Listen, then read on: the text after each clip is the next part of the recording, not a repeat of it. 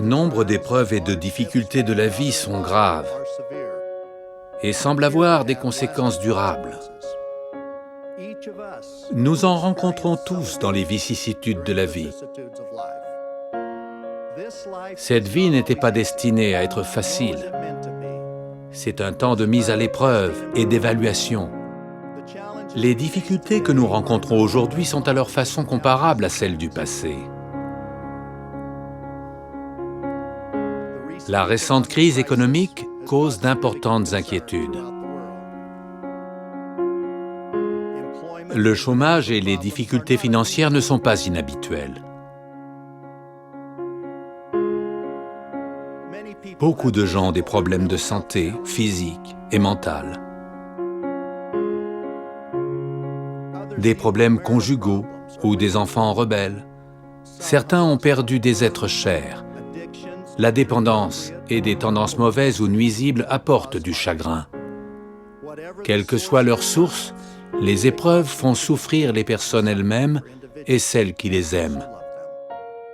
Beaucoup de personnes qui assistent à cette conférence ont des épreuves et des difficultés d'une intensité telle que leur principal sentiment, lorsqu'elles prient notre Père céleste, est « J'espère que tu sais que je traverse un moment difficile. »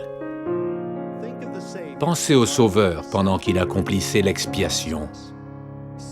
Ses souffrances étaient telles qu'il a saigné à chaque pore. Lorsqu'il a imploré son Père, il a utilisé le mot « Abba ». On peut l'interpréter comme un cri de détresse d'un fils à son Père.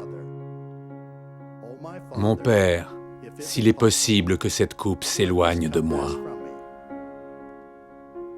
Toutefois, non pas ce que je veux, mais ce que tu veux. » Je témoigne que l'expiation de Jésus-Christ s'applique à toutes les épreuves et à toutes les difficultés de cette vie.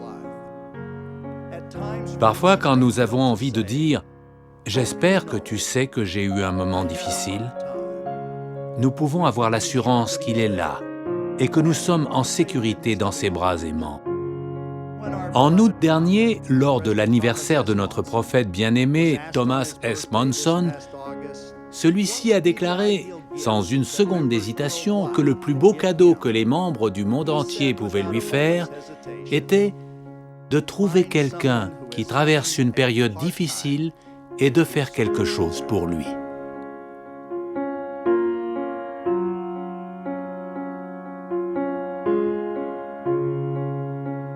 Comme vous, je suis éternellement reconnaissant à Jésus-Christ. Je témoigne qu'il est le Sauveur de l'humanité et le Rédempteur du monde. Au nom de Jésus-Christ, Amen.